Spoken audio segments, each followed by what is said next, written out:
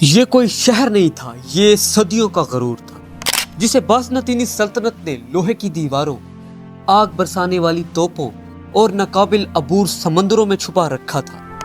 دنیا کہتی تھی یہ ناقابل فتح ہے، مگر پھر ایک نوجوان آیا، قرآن کی بشارت، نبی کی دعا اور سجدوں سے نکلی ہوئی قوت کے ساتھ، اور پھر قسطنطنیہ لرز اٹھا۔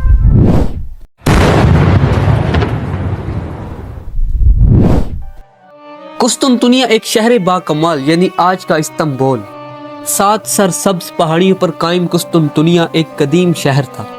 شہر کے شمال میں گولڈن ہارن یعنی شاخ زریں نامی خلیج، مشرق میں بحیرہ اسود بلیک سی اور جنوب میں بحیرہ مرمرا یعنی مرمرا سی اس کے قدرتی حصار تھے۔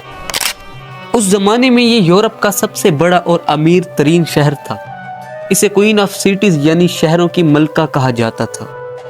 قسطنطنیہ کو یہ اعزاز حاصل ہے کہ اس شہر کا ایک حصہ برائے اعظم ایشیا اور دوسرا حصہ یورپ میں واقع ہے۔ اس شہر کو 1600 سالوں تک دنیا کی 2 سپر پاورز کا دارالحکومت رہنے کا اعزاز بھی حاصل ہے۔ ہزاروں سال پہلے جب پوری دنیا کی کل آبادی 25 کروڑ تھی، اس وقت صرف قسطنطنیہ میں ہی 8 لاکھ لوگ آباد تھے۔ اس شہر کی بنیاد 58 قبل مسیح میں یونان کی توسیع کے دوران ڈالی گئی۔ اس وقت اس کے بانی بیزاس کے نام پر اس شہر کا نام بیزنٹائن یعنی بازنطین پڑ۔ 330 میں بادشاہ قسطنطین نے اس کا نام اپنے نام پر قسطنطینوپول رکھا، جو عربی میں قسطنطینیہ اور فارسی اور اردو میں قسطنطنیہ بن گئے۔ اس طرح 100 سال قبل مسیح کے لگ بھگ یہ شہر رومن امپائر کا حصہ بن گیا اور تقریباً 1100 سال تک رومی سلطنت اس پر قائم رہی۔ قسطنطنیہ کو عیسائی دنیا میں روحانی قلعے کی حیثیت حاصل تھی۔ آرتھوڈوکس فرقہ کے عیسائی قسطنطنیہ کی طرف منہ کر کے دعائیں مانگا کرتے تھے۔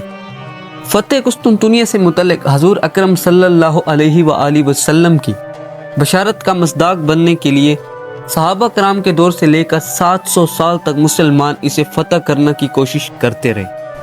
خلافت راشدہ کے دور میں جب اسلامی سلطنت کو بہت زیادہ وسعت ملی تو قسطنطنیہ فتح کرنا ہر مسلمان سپہ سالار کا خواب بن گئے۔ قسطنطنیہ کی فتح کے لیے جانے والی مہمات میں کئی جلیل القدر صحابہ کرام اور اہل بیت رضوان اللہ علیہم اجمعین بھی شامل رہے۔ مسلمان عربوں نے اس شہر کے 7 محاصرے کیے۔ عربوں کے بعد سلطنت عثمانیہ کے سلطان بایزید یلدرم اور سلطان مراد ثانی نے بھی قسطنطنیہ کے محاصرے کیے لیکن ناکام رہے۔ مسلمانوں کی پے در پہ ناکامیوں سے قسطنطنیہ کو نئی زندگی مل گئی۔ عیسائی اسے اسلام کے خلاف عیسائیت کی فتح تصور کرنے لگے۔ دراصل عیسائیوں نے اس باکمال شہر کو ناقابل شکست بنانے کے لیے ایسے حفاظتی انتظامات کر رکھے تھے جنہیں شکست دینے کی تمام کوششیں ناکام ہوتی رہیں۔ بالآخر قدرت الہی کو اس ناقابل تسخیر شہر کو تسخیر کروانے کا ارادہ ہوا اور حکم الہی سے 30 مارچ 1432 کو سلطنت عثمانیہ کے 6 بادشاہ سلطان مراد ثانی کی کنیز ہما خاتون نے ایک بچہ جنم دیا۔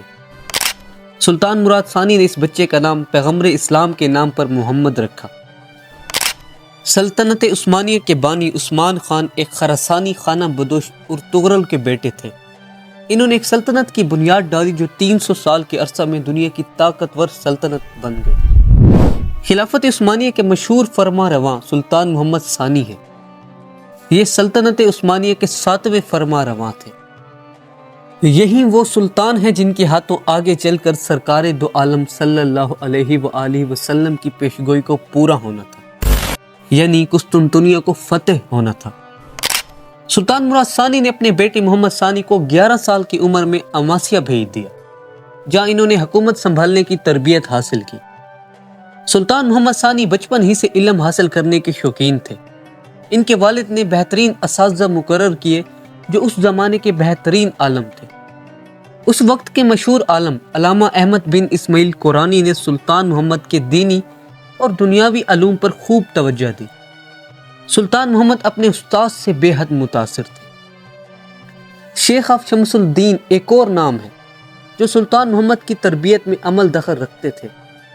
آپ ہی نے قسطنطنیہ کے محاذ پر سلطان محمد کی حوصلہ افزائی بھی کی تھی۔ سلطان محمد 3 زبانوں عربی، ترکی اور فارسی میں ماہر تھے۔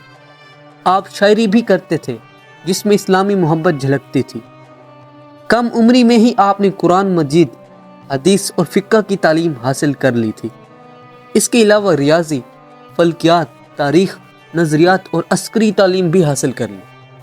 سلطان محمد ثانی ہمت جہت اور صاف کے مالک تھے۔ انہوں نے 9 سال کی عمر میں قرآن پاک حفظ کیا، 12 سال کی عمر میں تخت سلطنت پہ بیٹھے، 19 برس کی عمر میں دنیا کی 7 زبانوں پر عبور حاصل کیا اور محض 21 برس کی عمر میں قسطنطنیہ فتح کر کے بشارت نبی صلی اللہ علیہ وآلہ وسلم کا مستحق بن گئے۔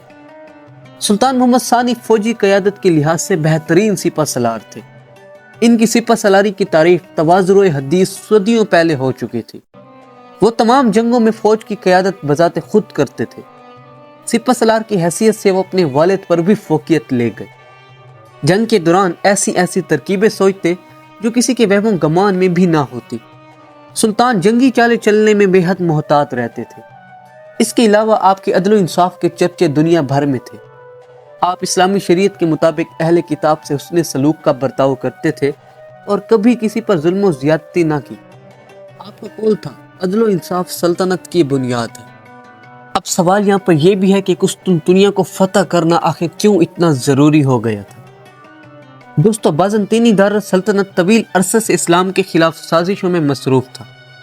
جب بھی عثمانی سلطنت میں نیا سلطان تخت نشین ہوتا، وہ عثمانی علاقوں پر سرحدی چھیڑ چھاڑ شروع کر دیتا۔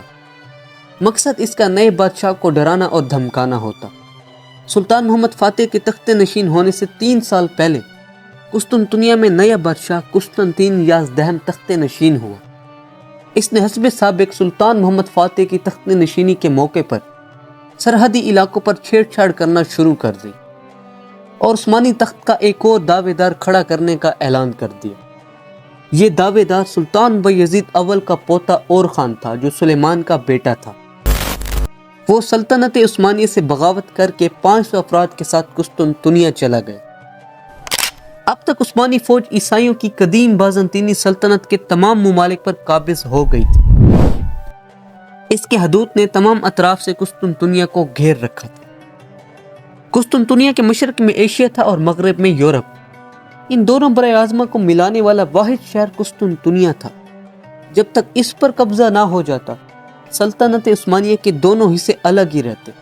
ان دونوں کے عین درمیان میں واقع ہونے کی وجہ سے قسطنطنیہ کی فتح کے بغیر سلطنت عثمانیہ ادھوری تھی۔ ان وجوہات اور سب سے بڑھ کر حضور اکرم صلی اللہ علیہ وآلہ وسلم کی بشارت کی بنا پر قسطنطنیہ سلطان محمد فاتح کی نگاہوں کا ہدف تھا۔ ادھر شاہ قسطنطین یہ سمجھ رہا تھا کہ سلطان محمد ابھی ویسے ہی نا تجربہ کار ہیں جیسے چند سال پہلے تھے، لیکن وہ نہیں جانتا تھا کہ ان چند سالوں میں سلطان محمد کی قوتیں کس قدر بڑھ چکی ہیں اور سلطان محمد قسطنطنیہ فتح کرنے کا مصمم ارادہ کر چکے تھے۔